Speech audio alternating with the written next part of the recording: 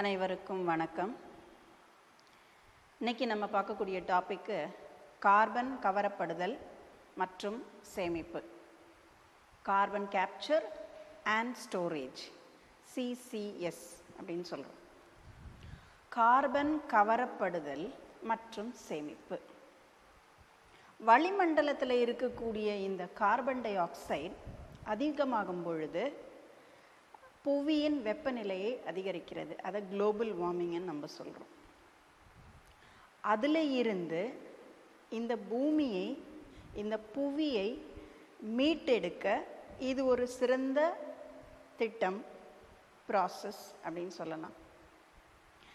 இப்போ கார்பன் கவரப்படுதல் சேமிப்பு அப்படின்னா என்ன அப்படின்னா, வளிமண்டலத்தின் கார்பன் டை ஆக்சைடு உயிரி தொழில்நுட்பத்தின் மூலமாக கைப்பற்றி ஒரு கிலோமீட்டர் அல்லது அதற்கும் கீழான ஆழத்தில், எந்த நிலத்தடியின் ஆழத்தில் பாறைகளுக்கு இடையே உட்செலுத்தி சேமிக்கும் முறையாகும்.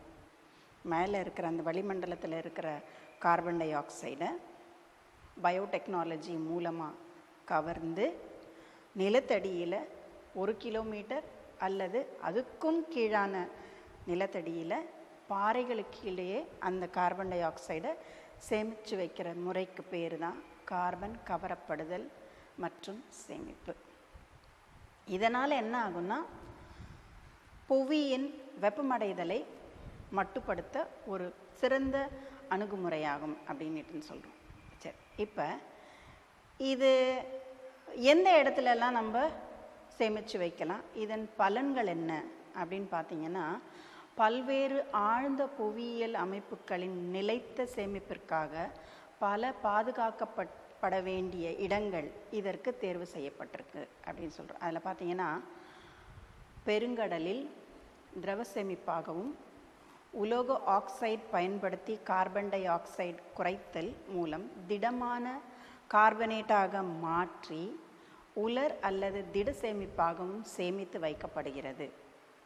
இது புவியியல் சேகரிப்பு என்று அறியப்படுவதும் நிலத்தடி புவியியல் அமைப்புகளின் கார்பன் டை ஆக்சைடை நேரடியாக உட்செலுத்துதலை உள்ளடக்கிய முறையாகும். இதுக்கு தேர்ந்தெடுக்கப்பட்ட இடங்கள் என்ன மாதிரியான இடங்கள்னு பார்த்தீங்கன்னா, குறைந்து வரும் எண்ணெய் வயல்கள், எரிவாயு துறைகள், உவர் நீரூற்றுக்கள் மற்றும் அகழ்விற்கு உகாத நிலக்கரி சுரங்கங்கள், இந்த மாதிரியான இடங்களை தேர்ந்தெடுத்து அந்த இடங்களில் இந்த கார்பன் டை ஆக்சைடை நேரடியாக உள் செலுத்தி கார்பன் டை ஆக்சைடு கார்பனை சேமித்து வைக்கிறதுக்கு தான் கார்பன் கவருதல் மற்றும் சேமிப்பு அப்படின்னு சொல்கிறோம். இதிலிருந்து முக்கியமாக நமக்கு என்ன தெரிஞ்சுக்கிறோம் அப்படின்னு சொன்னால், புவி வெப்பமடைதலை நாம் தடுக்கிறதுக்கு இது ஒரு அனுகூலமான ஒரு முறையாகும். அடுத்து கார்பன் சேகரிப்பு, கார்பன் சீக்வெஸ்ட்ரேஷன் அப்படின்னு சொல்கிறோம். இப்போ மேலே குறிப்பிட்ட அதே நோக்கம்தான். அதுக்கு என்ன மாதிரியான தாவரங்கள் தான் முக்கியமான ஒரு டூல்னு நம்ம சொல்லுவோம். இந்த கார்பன் சேகரிப்புக்கு எது பயன்படுத்துகிறதுனா, தாவரங்கள் தான் அதிகமாக பயன்படுது அப்படின்னு நம்ம சொல்கிறோம். அப்போ என்ன மாதிரியான தாவரங்கள் அதுக்கு பயன்படுது அப்படின்னு சொல்லிட்டு ஒரு லிஸ்ட் ஒன்று பார்க்குறோம். இப்போ கார்பன் சீக்வெஸ்ட்ரேஷன் அல்லது கார்பன் சேகரிப்பு அப்படிங்கிறத பற்றி நம்ம பார்ப்போம். வளிமண்டலத்தில் இருக்கக்கூடிய கரி அமில வாயுவை குறைக்கும் நோக்கில் வளி கார்பனை பிரித்தெடுக்க சேமிக்கும் ஒரு செயல்முறையாகும். மேலே வளிமண்டலத்தில் இருக்கக்கூடிய கார்பன் டை ஆக்சைட்லேருந்து கார்பனை தனியாக அப்படியே பிரித்து எடுக்கிறது, அதுக்கு இது ஒரு முறை. தாவரங்களிலும்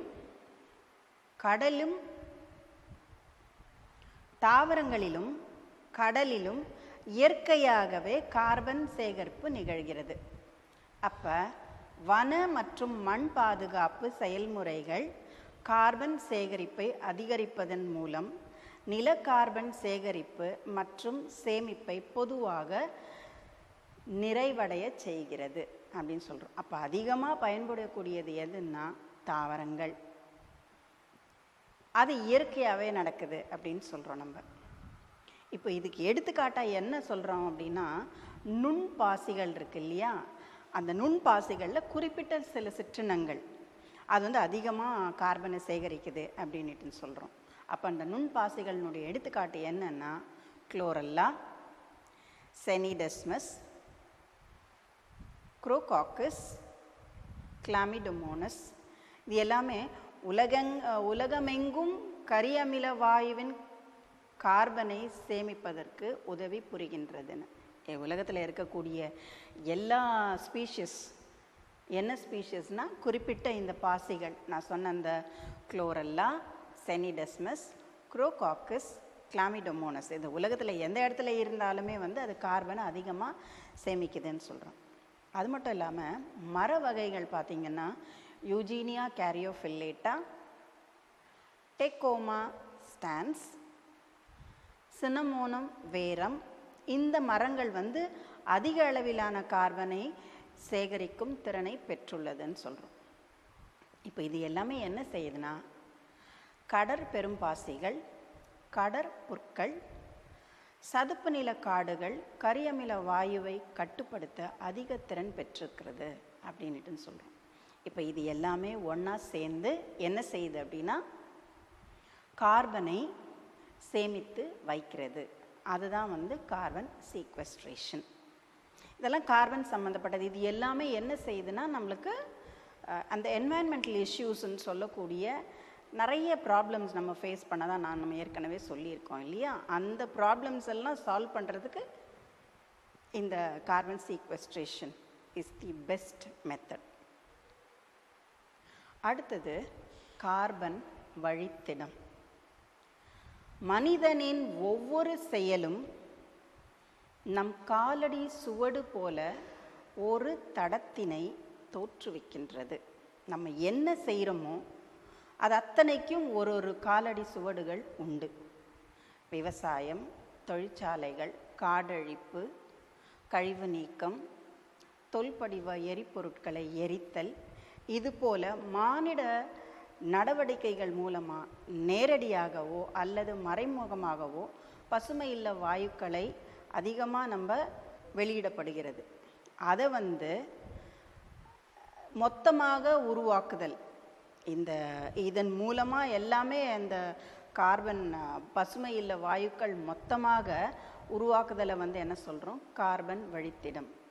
நான் என்னெல்லாம் சொன்னனோ அதன் மூலமாக கார்பன் ஆனது வெளியிடப்படுகிறது. கார்பன் மட்டும் இல்லை, பசுமை இல்ல வாயுக்கள்னு சொல்லிட்டேன் நான், எல்லாமே சொல்ல. அப்போ carbon di oxide, nitrous oxide, methane, chlorofluoro carbon compounds, இது எல்லாமே வந்து பசுமை இல்ல வாயுக்கள் தான். அப்போ அந்த பசுமை இல்ல வாயுக்கள் எல்லாமே வந்து எதன் மூலமாக வெளியேற்றப்படுகிறது அப்படின்னு சொல்லும் பொழுது, விவசாயம், தொழிற்சாலைகள், காடழிப்பு, கழிவு நீக்கம், தொல்படிவ எரிபொருட்களை எரிப்பதனால இதில் எல்லாத்துக்குமே வந்து நேரடியாகவோ அல்லது மறைமுகமாகவோ பசுமை இல்ல வாயுக்கள் மொத்தமாக உருவாகுது இல்லையா. அந்த மொத்தமாக உருவாகிறதுக்கு தான் நம்ம வந்து கார்பன் வழித்திடம்னு சொல்கிறோம், கார்பன் ஃபுட் பிரிண்ட் அப்படின்னு சொல்கிறோம். இப்போ இதனை ஒரு தனி நபர், குடும்பம், நிறுவனம் போன்ற தொழிற்சாலைகள் இது எல்லாமே வந்து ஒரு ஊர் அளவில் அல்லது மாநில அளவில், தேசிய அளவில் கணக்கிடப்படுகிறது. அப்போ கணக்கிடப்பட்டு ஒரு வருஷத்துக்கு ஒரு கரியமில வாயு ஒரு டன்னு இவ்வளோ உருவாகுது. அப்போ மொத்த பசுமை இல்ல வாயுவை வந்து வெளியிடப்பட்டிருக்கு இல்லையா, அதை கணக்கெடுத்து என்ன பண்ணுறாங்கன்னா டிவைட் பண்ணுவாங்க. அப்போது இந்த உலகத்தில் இருக்கக்கூடிய மக்கள் தொகையின் எண்ணிக்கை என்னன்னுட்டுன்னு பார்த்து அதை டிவைட் பண்ணி ஒரு ஆளுக்கு இவ்வளோ கார்பனை வந்து நம்ம ப்ரொடியூஸ் பண்ணுறோம், நம்ம கார்பன் ஃபுட் பிரிண்ட் இவ்வளோ அப்படின்னு சொல்லிட்டு கணக்கிடுறாங்க. அப்படி கணக்கெடுக்கும் பொழுது என்ன ஆகுதுன்னா, இந்த வாயு பொருட்கள் சூரிய ஆற்றலை தடுப்பதன் காரணமாக உலக வெப்பநிலையானது என்ன பண்ணுதுன்னா நிறைய அதிகரிக்குது. அது அதிகரிப்பதன் மூலமாக பனிக்கட்டிகள் கரைந்து தாழ்வான பகுதிகள் எல்லாமே வந்து என்ன செய்யுது, நீரினுள் மூழ்கக்கூடிய சூழ்நிலைகள் ஏற்பட்டு விடுகிறது. அது மட்டும் இல்லாத தீவிரமான காலநிலையில் மாற்றங்கள் இதெல்லாமே ஏற்படுது. புயல், வறட்சி, காற்று மற்றும் ஆழி பேரலை, அந்த சுனாமின்னெல்லாம் சொல்கிறோம் இல்லையா, அந்த மாதிரியெல்லாம் ஏற்படுறதுக்கு உண்டான காரணத்தை யார் ஏற்படுத்துறதுன்னா நம்ம மானிட சமுதாயம்தான். அதுக்கு காரணம் இந்த மானிட சமுதாயம்தான். அதை நம்ம உணர்ந்து அதற்குரிய ரெமெடி அல்லது பாதுகாப்பான நிலைக்கு நம்ம இந்த பூமியை கொண்டு வரணும். அப்போ அந்த பாதுகாக்கக்கூடிய நிலைகள் என்ன? இப்போது நான் சொன்ன இந்த பசுமை இல்ல வாயுக்கள் எதன் மூலமாக வருது, அதற்குரிய காரணங்கள் என்ன, அதனால் என்ன விளைவுகளெல்லாம் நம்ம சந்திக்கிறோம் அப்படின்றதெல்லாம் நான் சொல்லிட்டேன். இப்போ இதையெல்லாமே நம்ம ஃபேஸ் பண்ணாமல் இருக்கணும் அப்படின்னா கார்பன் வழித்திடனை குறைக்க நம்ம என்னெல்லாம் பண்ணலாம் அப்படின்னு பார்த்திங்கன்னா ஒரு லிஸ்ட்டே இருக்குது. கிட்டத்தட்ட ஒரு 7-8 வழிகளை நம்மளுக்கு சொல்லியிருக்காங்க. நம்ம சுலபமாக அதை பின்பற்றி சென்றோமே ஆனால் இந்த கார்பன் வழித்திடத்தை நம்ம கொஞ்சம் ஓரளவுக்கு குறைக்கலாம். முதல்ல உள்நாட்டில் விளையும் கனிகள் மற்றும் உற்பத்தியாகும் பொருட்களை உண்ணுதல். இதுதான் நம்ம முதல்ல பார்க்கக்கூடிய ஒரு முக்கியமான ஒரு ஃபேக்ட். ஏன்னா நம்ம ஊரில் விளையக்கூடிய கனிகள் உற்பத்தியாகும் பொருட்களை சாப்பிட நம்ம பழகிக்கணும். நம்ம ஊரில் எது இருக்குதோ நம்மளுக்கு அது பிடிக்கவே பிடிக்காது. நம்ம ஊரில் அதிகமாக நெல்லிக்காய் விளையுது, அதில் வைட்டமின் சி அதிகமாக இருக்குது. அதை சாப்பிட சொன்னால் நம்ம யாருமே என்ன பண்ணுறதில்ல, அதை சாப்பிட்றதில்ல. கிவி, நிறைய நமக்கு பேர் தெரியாத கனிகள் எல்லாமே கடைகளில் இருக்கும். நல்லா அதை மெழுகெல்லாம் பூசி ஒரு கழுவி ஃப்ரிட்ஜில் வச்சுட்டு அந்த நிறைய கொண்டு வந்து அந்த சூப்பர் மார்க்கெட்லலாம் நீங்கள் பார்த்துருப்பீங்க. பேர் தெரியாத கனிகள் எது இருக்குதோ அதை பார்த்திங்கன்னா இந்த கனியை நான் சாப்பிட்டதே இல்லை அப்படின்ற மாதிரி அதை வாங்கி நம்ம சாப்பிடுவோம். அப்போ அது எங்கேருந்து ஏற்றுமதியாகி இங்கே வருது, இங்கே எங்கேருந்து இறக்குமதி செய்கிறோம் நம்ம, அங்கேருந்து இங்கே இம்போர்ட் பண்ணியிருக்கோம், நம்ம கொண்டு இங்கே கடைகளில் விற்கிறாங்க, அதை நாங்கள் வாங்கி சாப்பிட்றோம். அப்போ எந்த ஊர்லேருந்து அது இங்கே வந்திருக்கு, அது எந்த ஊர்லேருந்து வந்திருக்குன்னா அது ஃப்ளைட்லேருந்து வந்திருக்கும், இல்லை கப்பல் வழியாக வந்திருக்கும். அப்போ அந்த கப்பலுக்கு பயன்படுத்தின எரிபொருள், ஏரோப்ளேன் பயன்படுத்தின எரிபொருள், அது எல்லாமே எவ்வளோ கார்பனை வெளியிடுது, புரியுதா? அங்கேருந்து விளைஞ்சி இங்கே கொண்டு விற்கிறது பெரிய விஷயம் கிடையாது. ஆனால் அங்கேருந்து எதன் மூலமாக இங்கே வருது, அங்கே இருக்கக்கூடிய ஆட்களின் விலை, அக்ரிகல்ச்சர் லேண்டில் அவங்க என்னெல்லாம் பயன்படுத்தி எப்படியெல்லாம் அதை விளைவிக்கிறாங்க. இங்கே அங்கே 1 ரூபாய்க்கு விற்கக்கூடிய அந்த பழம் இங்கே எத்தனை ரூபாய்க்கு விற்கிறாங்க? 60 ரூபாய் 70 ரூபாய், கிட்டத்தட்ட 100 ரூபாய்க்கு மேலே கூட அந்த கனியை விற்கிறாங்க. 1 ரூபாய் நான் சும்மா சொன்னேன், பட் 1 ரூபாய் வேல்யூ கிடையாது. 10 ரூபா நீட்டுனே வச்சுக்கோங்களேன், 10 ரூபாயோ ஒரு 50 ரூபா கூட இருக்கலாம். ஆனால் இங்கே கொண்டு அதை விற்கிறது 200 ரூபா 300 ரூபாய்க்கு மேலே விற்கிறாங்க அந்த பழத்தை. அப்போ நமக்கு 10 ரூபாய்க்கெல்லாம் கிடைக்கக்கூடிய அந்த அதிக சத்து உள்ள கனியை நம்ம வாங்கி சாப்பிட்றத விட்டுட்டு சத்துக்கள் என்ன இருக்குதுன்னே தெரியாமல் அதிக விலை கொடுத்து நம்ம அதை வாங்குவானே. அதனால் நம்ம நாட்டில் விளையக்கூடிய கனிகளை, பொருட்களை, நம்ம கண்ணெதிரில் விளையக்கூடிய பொருட்களை வாங்கி உண்ணுதல் ஃபஸ்ட்டு ரெமெடி. மின்னணு சாதனங்களின் பயன்பாட்டை குறைத்தல், எலக்ட்ரிக்கல் யூசஸ் அதை கொஞ்சம் குறைக்கணும். அது ஏற்கனவே நீங்கள் சின்ன வயசுலலாம் பார்த்துருப்பீங்க. லைட்டு தேவைப்படாத நேரத்தில், ஃபேன் தேவைப்படாத நேரத்தில் அதெல்லாம் கொஞ்சம் குறைக்கணும் அப்படின்னு சொல்லிட்டு. பயணங்களை குறைத்தல், சும்மா அடிக்கடி வெளியில் போயிட்டு வர்றது, வண்டியை அடிக்கடி யூஸ் பண்ணுறது, அதெல்லாமே குறைச்சிக்கலாம். அதுக்கு பதிலாக என்ன யூஸ் பண்ணிக்கலாம்? சைக்கிள் அந்த மாதிரி யூஸ் பண்ணலாம், இல்லை நம்ம நடந்தே கூட போயிட்டு வரலாம். நடக்கக்கூடிய டிஸ்டன்ஸ்க்கு என்ன பண்ணலாம், நடந்தே போயிட்டு வந்துடலாம். சும்மா கடைங்களுக்கு போயிட்டு வர்றதுக்கு எல்லாமே 2 வீலர் எல்லாம் எடுத்துகிட்டு போவாங்க இல்லையா, அந்த மாதிரியெல்லாம் இல்லாமல் சைக்கிள் யூஸ் பண்ணுறது, நடந்து போகிறது, அது மாதிரியெல்லாம் பார்த்துக்கலாம். துரித மற்றும் பாதுகாக்கப்பட்ட, பதப்படுத்தப்பட்ட, பெட்டியிலிடப்பட்ட உணவுப் பொருட்களை தவிர்த்தல். ஃபாஸ்ட் ஃபுட்டெல்லாம் சாப்பிடக்கூடாதுன்னு சொல்கிறாங்க. அது மாதிரி டின்னு ஃபுட்டு, கேன்டு ஃபுட்டு, அதெல்லாமே அதையும் சாப்பிடக்கூடாதுன்னு சொல்கிறாங்க. அதை கூட என்ன, இப்போ பாதுகாக்கப்பட்ட உணவு அப்படின்னு சொல்லும் பொழுது டப்பாவில் அடைச்சி விற்கிறாங்க. அப்போ அந்த டப்பா மேனுஃபேக்சரிங் டேட் போடுறாங்க, எக்ஸ்பைரி டேட் போடுறாங்க, ரைட்டு. அப்போ அந்த பாதுகாக்கிறதுக்காக எவ்வளோ ஏசி யூஸ் பண்ணுவாங்க, என்ன வெளிவாக வச்சுருக்குறாங்க. அதை நீங்கள் கடைங்களெல்லாம் பார்க்கும்போது பார்த்தீங்கன்னா ஃப்ரிட்ஜில் வச்சுருப்பாங்க. அந்த ஃப்ரிட்ஜில் வச்சு அந்த ஃப்ரிட்ஜை யூஸ் பண்ணுற அந்த கரண்ட்டு எவ்வளோ செலவு, அதெல்லாம் யோசிச்சு பாருங்கள். அதெல்லாமே வந்து நம்ம வாங்கக்கூடிய பொருட்கள் மேலே தான் ஏற்றி விற்கிறாங்க. அதெல்லாம் யோசிக்கணும் நம்ம. அதுக்கு நம்ம ஃப்ரெஷ்ஷாக விற்கிற பொருள், ஃப்ரெஷ்ஷாக எதுக்கு நம்மளுக்கு தெரியுதோ, எது அதிக சத்து உள்ள பொருட்கள் அது ஃப்ரெஷ்ஷாக இருக்குது, அதை வாங்கி சாப்பிட்டுட்டு போகலாமே இல்லையா? தோட்டங்களை உருவாக்குதல்.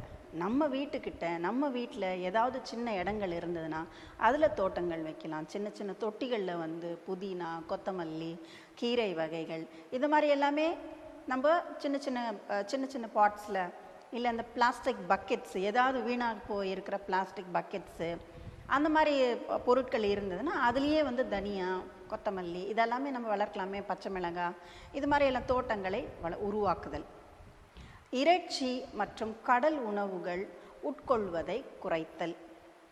கோழி வளர்ப்பு கால்நடை வளர்ப்பை விட குறைந்த அளவு வளர் இடத்தினை, ஊட்டப்பொருட்கள் தேவை மற்றும் குறைவான மாசுபாட்டினை ஏற்படுத்துகிறது. இப்போது இறைச்சி மற்றும் கடல் உணவுகளை உண்ணுவதை குறைத்தல். நான் வெஜிடேரியனை அதிகமாக எடுக்கக்கூடாது அப்படின்னு சொல்கிறாங்க.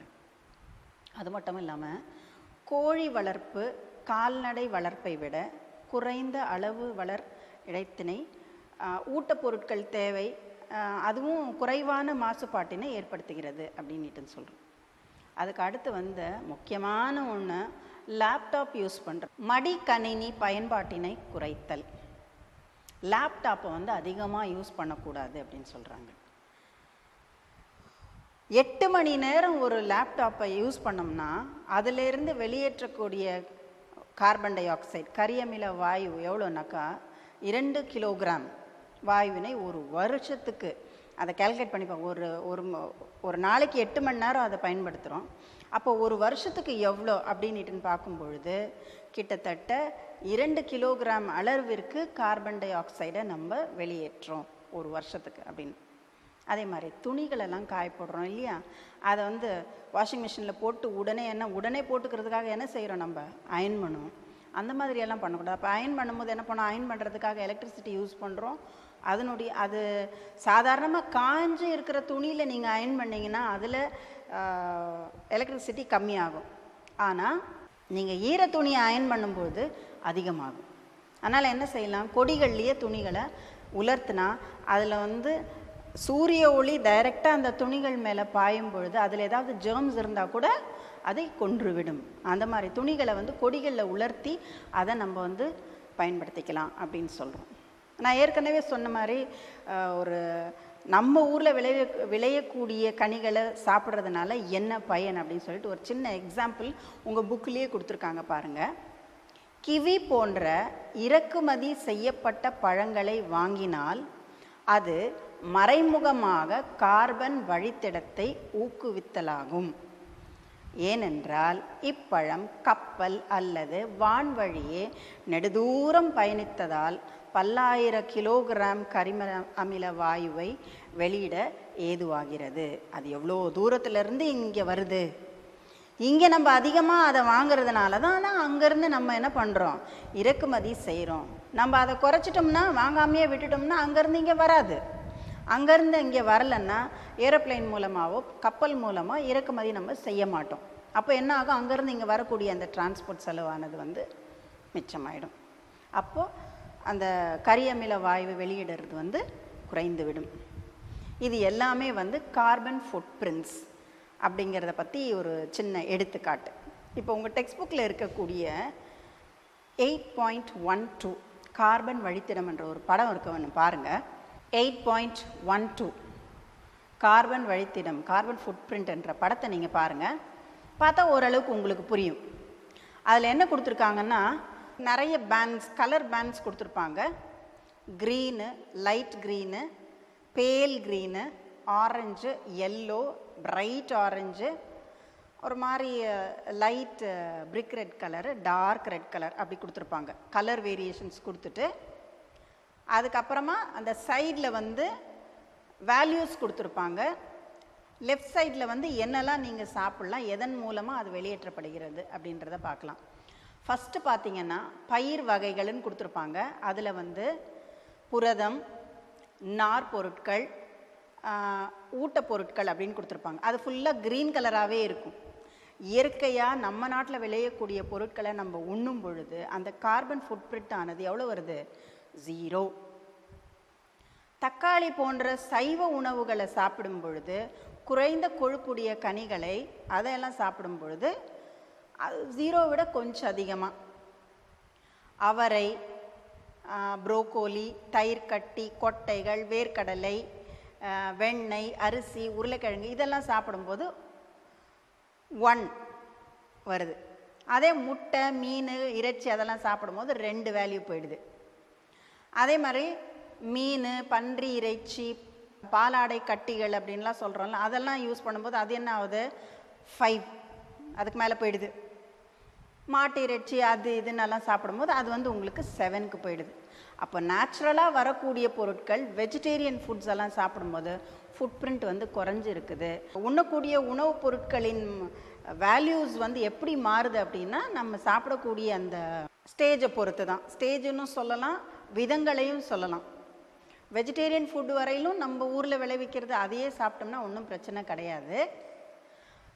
இறைச்சி, முட்டை, மீன், சீ ஃபுட்ஸு, அதை தாண்டி canned food, tinned food, import பண்ண ஃபுட் ஐட்டம்ஸு இதெல்லாம் யூஸ் பண்ணும் பொழுது அந்த கார்பன் ஃபுட் பிரிண்ட் ஆனது அதிகரிச்சுட்டே போகுது அப்படின்னுட்டுன்னு சொல்கிறோம். இது வந்து நீங்கள் புரிஞ்சுக்கிறதுக்காக கொடுக்கப்பட்ட ஒரு எடுத்துக்காட்டு படம்.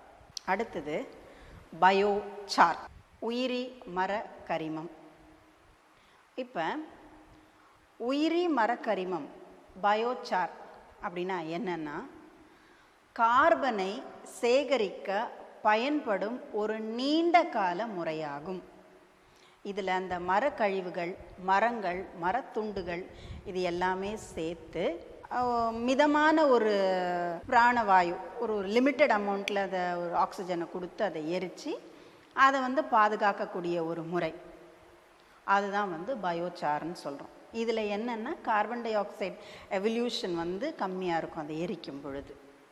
அதுதான் என்ன சொல்கிறாங்கன்னா, கார்பனை சேகரிக்க பயன்படும் ஒரு நீண்ட கால முறையாகும். ஃபாசில் ஃபியூல்ஸ்னெல்லாம் நம்ம சொல்கிறோம் இல்லையா, அதே மாதிரி தான் இதுவும். ஃபாசில் ஃபியூல்ஸ் எல்லாம் எப்படி, மரங்களெல்லாம் நீண்ட நெடுங்காலமாகவே அது மண்ணினுள் புதைந்து பல ஆயிரம் வருடங்களுக்கு அப்புறமா தான் அதை ஃபாசில் ஃபியூல்ஸாக நம்ம யூஸ் பண்ணுறோம். அது மாதிரி இதுவும் ஒரு முறை.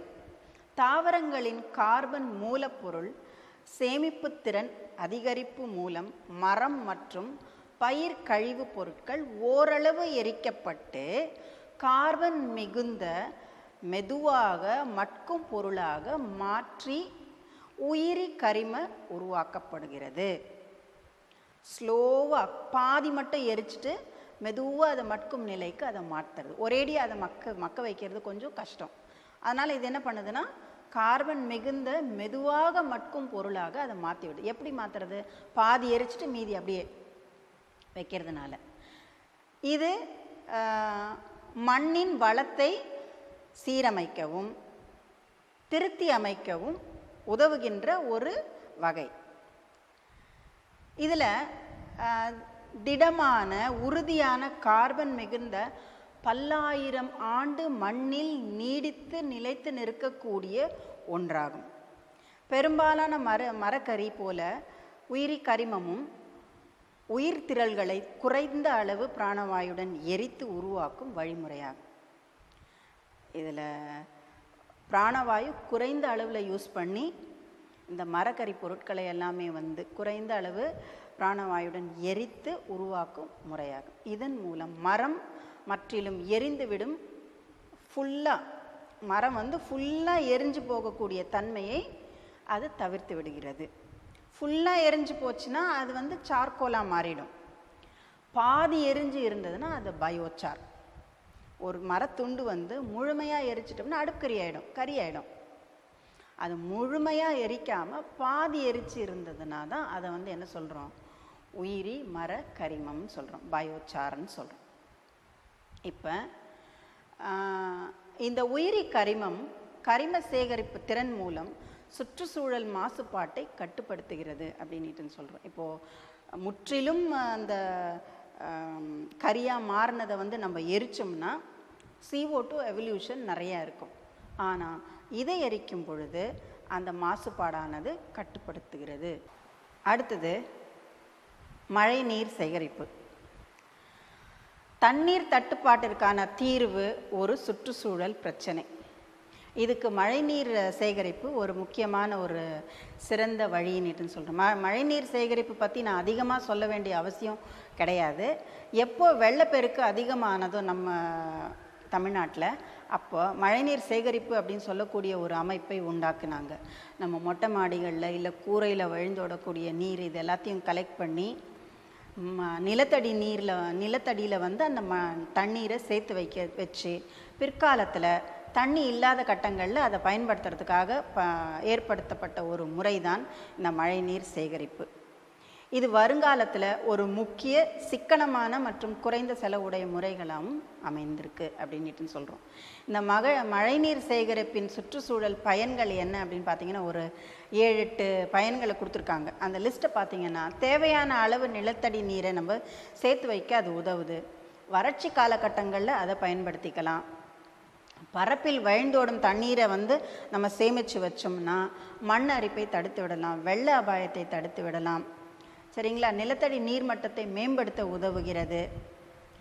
அப்புறம் இந்த இடத்துல எல்லாமே வெள்ளப்பெருக்கு அதிகமாக இருக்குது, அதனால் இந்த இடத்த விட்டு வேறு இடத்துக்கு நம்ம இடம்பெயர்ந்து போயிடலாம் அப்படின்னு மக்கள் இடற்பெயர்வை வந்து இது தடுக்குது.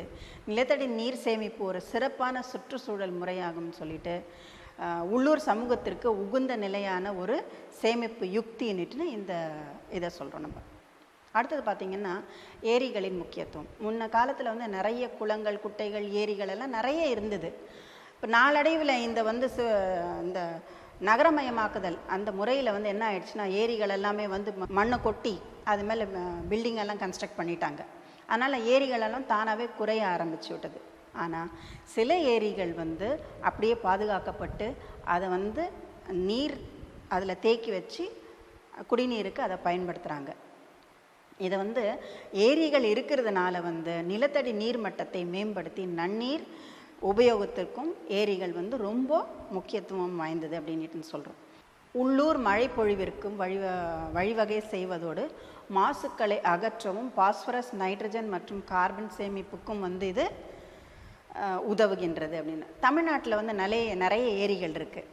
அதில் வந்து விவசாயம், குடிநீர், மீன்பிடிப்பு, பொழுதுபோக்கு இதுக்கு எல்லாமே வந்து அந்த ஏரிகளை நம்ம பயன்படுத்திக்கிறோம் அப்படின்னு. முக்கியமான 3 ஏரிகளை பற்றி சொல்லியிருக்காங்க. சோழவரம் ஏரி, செம்பரம்பாக்கம் ஏரி மற்றும் மதுராந்தகம் ஏரி. இந்த சோழவரம் ஏரி அப்படிங்கிறது வந்து திருவள்ளூர் மாவட்டம் பொன்னேரி வட்டத்தில் இருக்குது. அதனுடைய கொள்ளளவு எவ்வளோ அப்படின்னு பார்த்தீங்கன்னா 65.5 அடி கொள்ளளவு இருக்குது. இதில் இருக்கக்கூடிய தண்ணீரானது சென்னைக்கு குடிநீராக போகுது. இது யார் கட்டினாங்கன்னா, பிரிட்டானியர்கள் வந்து இதை நீர் விளையாட்டு முகவர்களை மகிழ்விப்பதற்காக இதை கட்டினாங்க அப்படின்னு சொல்கிறோம்.